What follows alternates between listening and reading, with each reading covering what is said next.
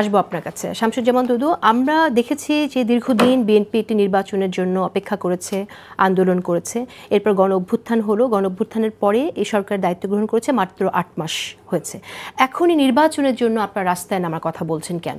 যেখানে ১৫ বছর আন্দোলন করলেন একটু মানুষের অধিকারের জন্য, ভোটাধিকার প্রতিষ্ঠার জন্য, এখনও কিন্তু সরকার ভোটাধিকার প্রতিষ্ঠার কথা বলছে। তো আপনাদের একটু সময় দিতে, একটু ফ্লেক্সিবল হতে এই জায়গায় অসুবিধাটা কোথায়? তাহলে আপনি বলছেন যে 15 বছর আরো 15 বছর পরে করলে ভালো হয়। না, আমি তা বলছি না, মানে ডিসেম্বর জুন এর মধ্যেই তো আছে, কিন্তু স্পষ্ট রোড ম্যাপের কথা আপনি বলছেন বলছেন। কেন অপেক্ষা করতে পারছেন না? একটু ফ্লেক্সিবল হওয়া যায় কিনা আমি জানতে চাই। ধরে যে ছেলেটি বা মেয়েটি জন্মাইছে 15 বছর, মানে আমরা যখন বলা শুরু করেছি তার বয়স এখন 15 বছর। সে এখন কিশোর বা কিশোরীর থেকে উত্তীর্ণ যৌবনে যাবে, 2 দিন পর সে সংসার করবে, ছেলেমেয়ের মা বাপ হবে। তারপরেও আপনি বলছেন এখন দরকার নাই নির্বাচনের বা কথা বলা, আরও একটু অপেক্ষা করি, আরও একটু সামনে যাই। কেন? আপনি আমাকে প্রশ্ন করেন, আমি আপনাকে কেন আমি অপেক্ষা করব? কারণ সরকার তো বলছে নির্বাচন দিয়ে দেবে ডিসেম্বরে, আর যদি না সরকারের পারে জুনে একমাত্র দিয়ে কাজ দেবে। হচ্ছে ইলেকশন করা, সংস্কার না। কিন্তু আপনারাও বলেছেন যে সংস্কার করতে হবে। এই সংস্কারে সংস্কার আপনারা কথা আমরা সমর্থন বলিনি, দিয়েছেন। সরকার বলেছে। আমরা বলেছি যতটা দ্রুত সম্ভব একটা ইলেকশনের জন্য সেই কাজটুকু করে ইলেকশন দেন। এটা আবার সরকার বা অন্যান্য যারা মানে নির্বাচনের বিলম্বিত করতে চায়, সংস্কারকে প্রাধান্য, তারা তাদের মতো করে বলেছে, তাদের সঙ্গে আমাদের কোনো সংঘাত নাই। আমরা কেন এই কথা বলছি?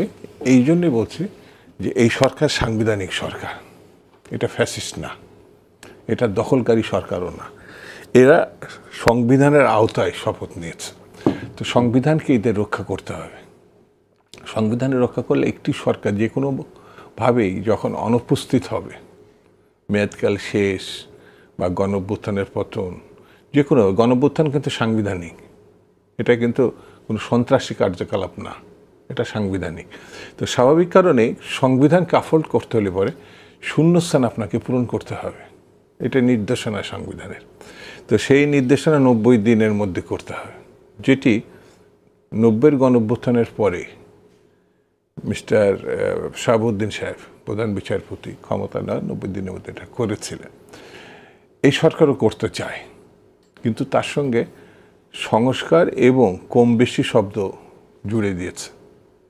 ইনি খুব দক্ষ মানুষ, ব্যবসায়ের, ব্যক্তিত্বে, পরিচিতিতে, কিন্তু রাজনীতির ক্ষেত্রে তিনি একটি জিনিস আমার কাছে মনে হয়েছে ব্যক্তিগতভাবে, যে তিনি মূল জায়গা থেকে অন্য জায়গায় চলে যাচ্ছেন। সেটা হচ্ছে মূল কাজ তার, মানুষের ক্ষমতাকে মানুষের কাছে ফিরিয়ে দেওয়া, ভোটাধিকার। যেমন এই দেশে অনেকগুলো রাজনৈতিক দল, এই পরিবর্তনের পরও প্রায় 19টা রাজনৈতিক দল নতুন করে হয়েছে। তার ভিতরে উল্লেখযোগ্য অনেকগুলো ব্যক্তিত্ব আছেন, নেতা আছেন, এনসিপি একটি। তো এনসিপি স্বাভাবিক কারণে একটু সময় দরকার, নতুন রাজনৈতিক দল। তো আমি রাষ্ট্রবিজ্ঞানের ছাত্র, আমার কাছে মনে হয়েছে যে কোনো রাজনৈতিক দল তার কর্মসূচি ভিত্তিতে লক্ষ্য পরিষ্কার করে কিছু মানুষ এক জায়গা হয়ে একটি রাজনৈতিক দল গঠন করতে পারে। সেটি শোষিত মানুষের জন্য, মার্ক্সবাদী রাজনীতির জন্য, গণতান্ত্রিক রাজনীতির জন্য, আর মুখোশধারী ফ্যাসিজমের জন্য রাজনৈতিক দল, যেটা আওয়ামী লীগ ছিল। এরা মুখোশধারী গণতন্ত্রী আমার কাছে মনে হয়েছে। তো এটি মানে এনসিপি বা অন্য রাজনৈতিক দলগুলো একটু সময় নিতেই চায়, কিন্তু সময় নিতে গিয়ে আপনি গণতন্ত্র চর্চা, যেটি শূন্যস্থান পূরণে বাধা হয়ে দাঁড়াবে, সেই জায়গায় কি হবে? সরকার আমার কাছে মনে হয়েছে যে এই প্র্যাকটিসে জাতিকে আবার নিয়ে আসা। আমার দেশের মানুষ কিন্তু আমি ডিসেম্বর তো নির্বাচন হলে, না ডিসেম্বরের কথা আমি বাচ্চা চাচ্ছি না এই ক্ষেত্রে। ডিসেম্বরে, আগস্টে আপনি কি বিশ্বাস করছেন না? আমি মনে করি এই সরকার যদি কার্যকর উদ্যোগ নেয়, আগামী 3 থেকে 4 মাসের মধ্যে নির্বাচন করা সম্ভব, যদি দায়িত্ব নেয়। সেই হিসাবে আপনি এই মাসে, এখন তো এপ্রিলের শুরুতে, তা আমরা এই 4 মাসের ভিতরে করতে পারি। এটা জাতীয় সিদ্ধান্ত হতে হবে, যেটা ফুয়াদ সাহেব বলে, এটা জাতীয় রাজনৈতিক দলগুলো, বিএনপি বা অন্য রাজনৈতিক দল, ছোট বড়, এটা বিষয় না। কিন্তু বিষয়টি হচ্ছে ঐক্যমতের ভিত্তিতে এক জায়গায় দাঁড়িয়ে যেটা আমরা কাজ করি।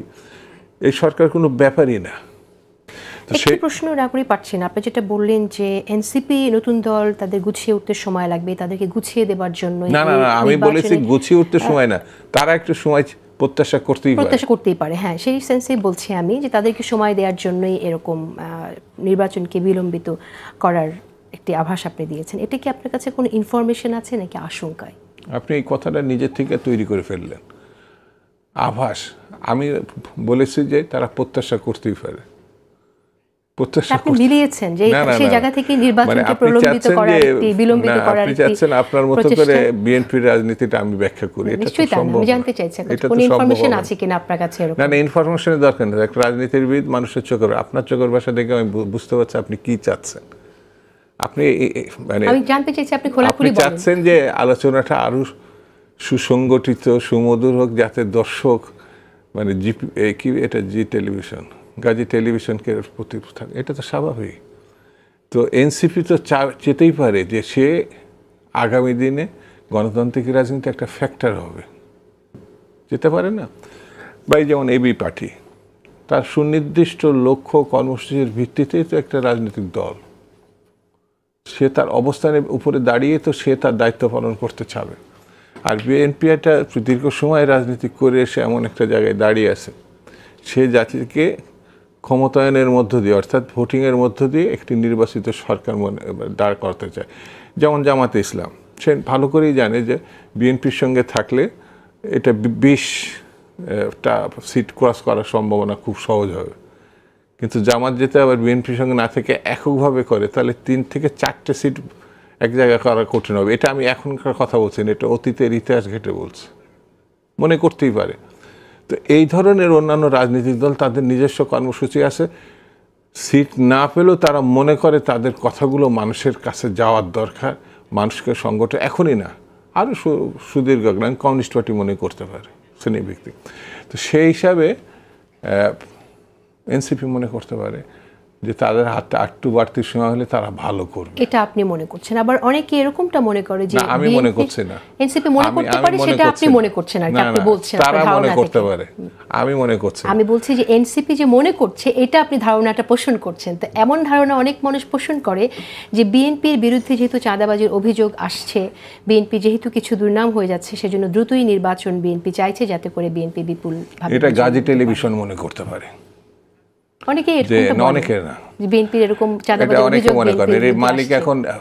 এরা মালিক এখন ধরে নিখোঁজ হয়ে গেছে, কারণ সে ফ্যাসিস্টদের অংশ ছিল, সে মনে করতে পারে। অন্যান্য মিডিয়ার বেশ কিছু প্রতিষ্ঠানের ধরেন প্রধানরা মনে করতে পারে। মনে করার বাস্তবতা এক জিনিস না। আপনি এই টেলিভিশনে চাঁদাবাজ হিসাবে বিএনপিকে চিহ্নিত করার চিন্তা করতে পারেন, কিন্তু এই টেলিভিশনের কর্তৃপক্ষ কত বড় দখলদার, মানুষের ভূমি থেকে শুরু করে, এটা কল্পনার বাইরে।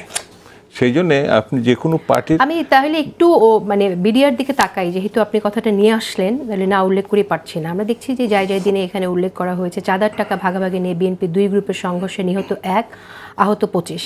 কে বলছে?